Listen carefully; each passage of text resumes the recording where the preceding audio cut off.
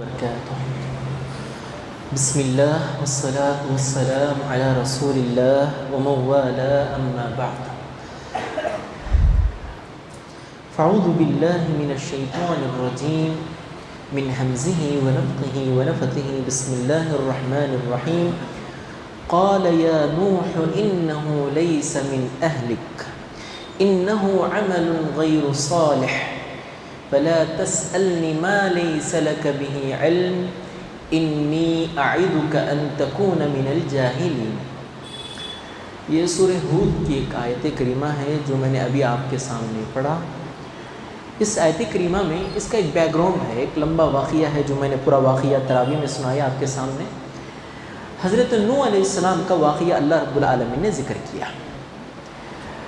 ایک controversy create ہو گئی تھی ان کے اور ان کے بیٹے کنعان کے درمیان کہ جب اللہ رب العالمین نے حضرت نوح علیہ السلام کو کہا کہ نوح 950 سال کے بعد جب نوح علیہ السلام نے اللہ رب العالمین سے دعا کی ربی لا تذر علی الکافرین فی الارض دیارا، اللہ اس زمین میں ایک بھی انسان جو مشرک ہے اس کو زندہ نہ چھوڑ، سب کو مار دے. جب حضرت نوح علیہ السلام نے یہ دعا کر دی تو اللہ رب العالمین نے کہا وَاصْنَعِ الْفُلْكَ، کشتی بناؤ اب تم. اللہ کے حکم سے انہوں نے کشتی بنائی اور پھر جب کشتی بنا کے فارغ ہو گئے تو اللہ رب العالمین نے پھر حکم دیا جانوروں میں سے جوڑے جوڑے کو لے لو اور پھر انسان جو تمہارے اوپر ایمان لائے ہیں اور وہ بھی اللہ رب العالمین ان کی کوانٹٹی بھی قرآن مجید میں ذکر کر دیا وَمَا آمَنَ مَعَهُ إِلَّا قَلِيلٌ، بہت مختصر ایمان لائے تھے، بہت مختصر. بعض روایات کے مطابق 82 صرف 80 پر 2 لوگ ایمان لائے تھے بس. سمجھ رہے بات آپ؟ تو جب پورے لوگ کشتی میں سوار ہو گئے، حضرت نوح علیہ السلام کے 4 بیٹے سام، حام، یافس، کنعان. سام، حام، یافس مسلمان تھے، وہ اسلام میں آئے تھے، اس وجہ سے کشتی میں سوار ہو گئے. لیکن جو بیٹا کنعان تھا وہ اپنی ماں کی طرف چل گیا تھا، ماں کی وجہ سے وہ کافر تھا. حضرت نوح علیہ السلام کی بیوی بھی کافرہ تھی اور بیٹا کنعان بھی کافر تھا. اب مسئلہ کیا ہو گیا؟ اب اللہ رب العالمین کے جانب سے عذاب آ گیا. قال سآوی الی جبل یعصمنی من الماء، اتنا پانی آ گیا، اتنا پانی آ گیا کہ پانی پہاڑ کی چوٹی تک پہنچ گیا، بالکل پہنچنے والا تھا اور بڑی بڑی ویوز آ رہے تھے، موجیں آ رہی تھیں. اور آپ کو یہ بتاؤں یہ صرف حضرت نوح علیہ السلام کے زمانے میں ان کی بستی میں نہیں، پوری دنیا میں آیا تھا یہ عذاب، پوری دنیا میں. سمجھ رہے؟ پوری دنیا میں عذاب آیا تھا. حضرت نوح علیہ السلام نے اپنے بیٹے کنعان سے کہا بیٹے آجا ارکب معنا ولا تکن مع الکافرین، آجا میرے ساتھ، کامیاب ہو جائے گا، کامیاب ہو جائے گا، کامران ہو جائے گا. اور پھر کہا قال سآوی الی جبل یعصمنی من الماء. اس بیٹے کنعان نے کہا ابو جان فکر مت کرو، یہ پہاڑ کی چوٹی پہ چڑھ جاؤں گا، اللہ مجھے بچا لے گا، مطلب میں خود بچ جاؤں گا. وہ کافر تھا نا، میں خود بچ جاؤں گا. پھر اللہ رب العالمین کی جانب سے حضرت نوح علیہ السلام بیٹے کو نصیحت کرتے کہتے ہیں قال لا عاصم اليوم من امر اللہ، بیٹے آج کے دن اللہ کے سوا کوئی کسی کو نہیں بچا سکتا، آجا ابھی وقت ہے، ابھی آجا. اب یہ کنٹروورسی ہو رہی تھی، بات چیت ہو رہی تھی، ڈیبیٹ ہو رہی تھی. اس دوران وحال بینہم الموج فکان من المغرقین، ایک موج آتی ہے، ایک ویو آتا ہے، حضرت نوح علیہ السلام کے بیٹے کنعان کو لے کر ڈبو دیتا ہے. اور پھر حضرت نوح علیہ السلام اپنے ہاتھوں کو اٹھاتے ہیں. جب کشتی ساحل پہ پہنچ جاتی ہے اللہ کا عذاب تھم جاتا ہے، رک جاتا ہے، بارش ختم ہو جاتا ہے. حضرت نوح علیہ السلام اپنے ہاتھوں کو اٹھاتے ہیں وَنَادَى نُوحٌ رَبَّهُ قَالَ رَبِّ إِنَّ ابْنِي مِنْ أَهْلِي إِنَّ وَعْدَكَ الْحَقُّ وَأَنْتَ أَحْكَمُ الْحَاكِمِينَ. اے میرے پروردگار دیکھ میری ایک اولاد چلے گئی ہے، نبی ہے نا، ایک اولاد چلی گئی ہے. اللہ تو نے میری اولاد کو ڈبو دیا، اللہ میری اولاد اپنے خود کفر کی وجہ سے ڈوب گئی.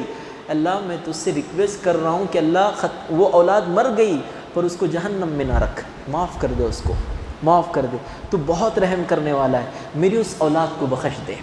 اور پھر اس کے بعد جو میں نے آیت کریمہ اب تلاوت کی وہ اللہ رب العالمین نے کہا، اللہ کا اب فرمان جاری ہوا قال یا نوح نوح انہ لیس من اہلک.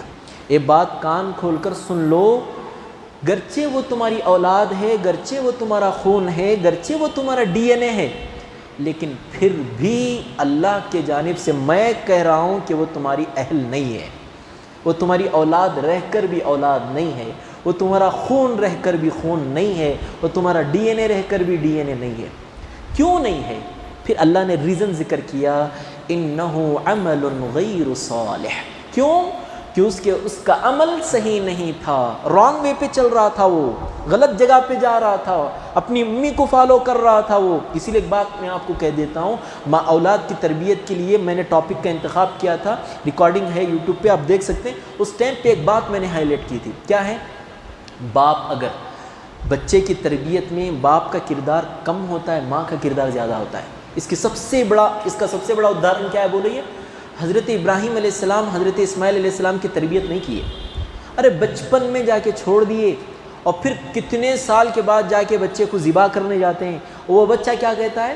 قال یا ابت افعل ما تؤمر، اللہ کا حکم ہے آپ کر گزریے، رتی برابر بھی ہچکیے گا نہیں، اللہ کا حکم ہے کر گزریے۔ یہ ماں کی تربیت کا نتیجہ تھا، سمجھ رہے ہیں بات؟ اس کے مقابلے میں نوح علیہ السلام کے اولاد کنعان دیکھیے، ماں کی تربیت میں پلا گیا، اللہ کی نافرمانی کر کے کفر کا ارتکاب کر کے اس دنیا میں اپنے آپ کا جہنم کا گڑھا کھود لیا۔ سمجھ رہے ہیں بات آپ؟ ماں کی تربیت بڑی اہم ہے، ماں کی تربیت بڑی اہم ہے، اسی لیے ماں کا بڑا مقام ہے اور تربیت میں بھی ماں کا اہم رول ہے۔ بہرحال اللہ رب العالمین نے ریزن ذکر کیا، انہ عمل غیر صالح، نوح تمہاری اہل رہنے کے باوجود بھی وہ اہل اس لیے نہیں ہے کیونکہ اس کا عمل صحیح نہیں ہے، انہ عمل غیر صالح۔ اور پھر اللہ نے وارن کیا حضرت نوح علیہ السلام کو، فلا تسألنی ما لیس لک بہ علم، جس بات کا تمہیں علم نہیں ہے نوح، اس کے سلسلے میں اللہ سے ریکویسٹ نہ کرنا، کسی کا ریکمنڈ پیش نہیں کرنا، کسی کے سلسلے میں سفارش نہیں کرنا، اللہ کے سامنے نہیں چلتی سفارش۔ تو اللہ کا قریب ہو سکتا ہے، تو اولو العزم پیغمبروں میں سے ہو سکتا ہے، پر اگر تیری ریکویسٹ، تیری سفارش میرے کریٹیریا کو پورا نہیں کرتی ہو تو میں ریجیکٹ کرتا ہوں۔ تو نہیں، میں نے پروفٹ محمد کی بات کو تک میں نے کیا کر دیا ہے؟ ریجیکٹ کر دیا ہے۔ جب انہوں نے قبولیت کے بجائے کسی اور جگہ انہوں نے مانگا اللہ سے، میں آگے بتاؤں گا، تو اللہ رب العالمین نے کہا محمد آپ ہمارے چہیتے ہیں، آپ ہمارے خلیل ہیں، پر پھر ہم یہ بات آپ کی نہیں مانتے۔ سمجھ رہے ہیں؟ کیوں؟ اللہ رب العالمین کا قانون ہے، سنت اللہ، اللہ کی سنت ہے، اس سنت کے مطابق دعا مانگے، دعا قبول، ورنہ دعا قبول نہیں۔ اللہ نے نوح علیہ السلام کو کہا کہ فلا تسألنی ما لیس لک بہ علم۔ پھر اللہ رب العالمین نے کہا انی اعیدک ان تکون من الجاہلین، نوح میں تمہیں ایک نصیحت کرتا ہوں، اللہ کہتا ہے میں تمہیں ایک نصیحت کرتا ہوں کہ دیکھو انی اعیدک ان تکون من الجاہلین، اپنے بیٹے کی سفارش کر کر کر کے اپنے آپ کو نادانوں میں نہ رکھ لو۔ جاہلین کا ٹرانسلیٹ ایک نبی کے لیے نادانی کرنا ہے، کامن جاہل ہم ہیں، لیکن ایک نبی کے لیے جاہل کا ٹرانسلیٹ جاہل نہیں نادان کرنا ہے۔ ایک نبی کی شان نشان ایسی نہیں ہے، اس لیے آپ کسی بھی تفسیر اٹھا کے دیکھیے، آپ نبی کے پاس جب بھی جاہل کا تذکرہ ہوتا ہے قرآن مجید میں، یہی ریئر ہے یہ، انی اعیدک ان تکون من الجاہلین، تو اس کا ٹرانسلیٹ یہی کرتے ہیں کہ اے نوح ہم تمہیں نصیحت کرتے ہیں کہ تم نادانوں میں نہ ہو جاؤ، نادانوں میں نہ ہو جاؤ، علم رکھ کر بھی علم نہ رکھنے والوں کی جیسا ٹریٹ مت کرو، اللہ رب العالمین نے کہا۔ اب بہرحال اس آیت کی 4 پوائنٹس میں تفسیر بیان کروں گا۔ پہلی چیز دیکھو، حقیقی رشتہ خون کا رشتہ نہیں ہے، حقیقی رشتہ ایمان کا رشتہ ہے۔ کیا؟ حقیقی رشتہ خون کا رشتہ نہیں ہے، حقیقی رشتہ ایمان کا رشتہ ہے۔ یہ آیت کے پہلے ورڈ میں آپ کو اور مجھ کو پتہ چلتا ہے۔ کیوں؟ اللہ رب العالمین نے کہا قال یا نوح انہ لیس من اہلک، نوح وہ تیری اہل نہیں ہے۔ کیوں نہیں ہے؟ ایمان والا نہیں ہے۔ ایمان والا اگر غیر بھی ہو تو پھر بھی وہ ہماری اہل ہو سکتا ہے، پھر بھی وہ جنت میں ہمارا ساتھی ہو سکتا ہے۔ سمجھ رہے بات؟ یہ سب سے پہلی چیز ہے۔ اسی لیے اللہ کے رسول، اسی لیے دیکھو اللہ کے رسول صلی اللہ علیہ وسلم کی کافی احادیث ہیں، مختصر ٹائم ہے۔ بہرحال اس کے بعد دیکھو دوسرا پوائنٹ ہمیں یہ ملتا ہے، دیکھو اللہ رب العالمین نے یہ بات لکھ دی ہے کہ تمہارے اعمال کے مطابق تمہیں اجر دیا جائے گا۔ تمہارا اعمال، اگر تم اعمال کے میدان میں پیچھے ہو، تمہارا نسب نبی سے میچ کرتا ہو، پر پھر بھی ہم تم کو قبول نہیں کریں گے۔ اسی لیے اللہ کے رسول صلی اللہ علیہ وسلم فرماتے ہیں من بطأ به عمله لم يسرع به نسبه، جس کا عمل اس کو پیچھے چھوڑ دے، اس کا ڈی این اے نبی کے خون سے میچ ہوتا، اس کا خون نبی کے خون سے میچ ہوتا، پھر بھی اس کی مغفرت پاسبل نہیں ہے۔ کیوں؟ کیونکہ وہ عمل کے میدان میں پیچھے، عمل کے میدان میں پیچھے رہ کے اللہ اگر نبی کا بیٹا بھی ہو معاف نہیں کرتا۔ سمجھ رہے ہیں بات؟ یہ دوسرا پوائنٹ۔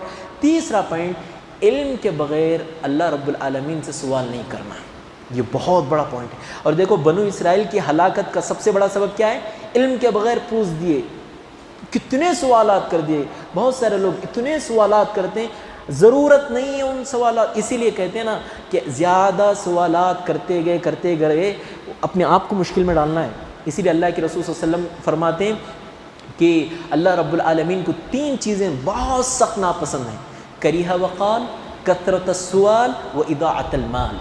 زیادہ بات کرتے رہنا، بال کی کھال نکالتے رہنا، اور کثرت سے سوال کرنا۔ بائی 1 get 1 فری کے حساب سے جن لوگوں کے پاس سوالات رہتے ہیں، سوال ختم نہیں ہوتا، سانس نہیں لیتے، اور ایک سوال اور ایک سوال اور ایک سوال کرتے رہتے ہیں۔ نیوز رپورٹنگ میں ان کا کام اچھا جم سکتا ہے، لیکن بعض جگہ یہ اپنی محنت کو ضائع کرتے رہتے ہیں۔ سمجھ رہے ہیں بات آپ؟ تو یہ بات ہے، شریعت اسلام آپ کو اور مجھ کو روکتی ہے، علم کے بغیر آپ کو ہرگز اپنی زبان نہیں کھولنی ہے، علم کے ساتھ اپنی زبان کھولنی ہے۔ اسی لیے اللہ کہتا ہے فَلَا تَسْأَلْنِ مَا لَيْسَ لَكَ بِهِ علم۔ نوح، زبان کھولنا ہے علم کے ساتھ، علم کے بغیر تم مجھے سوال کر کے نادانوں میں اپنے آپ کو نہ رکھو۔ پھر چوتھا پوائنٹ یہ ہے کہ نبی بھی اگر ہو، نبی کا مقام بہت بڑا ہوتا ہے، رسول کا مقام نبی سے بھی بڑا ہوتا ہے، نبی سے بھی بڑا رسول کا مقام ہوتا ہے۔ رسول بھی کیوں نہ ہو، اگر وہ قانون الہی کے خلاف اللہ سے ریکویسٹ کرے، اللہ اس کی ریکویسٹ کو قبول نہیں کرتا۔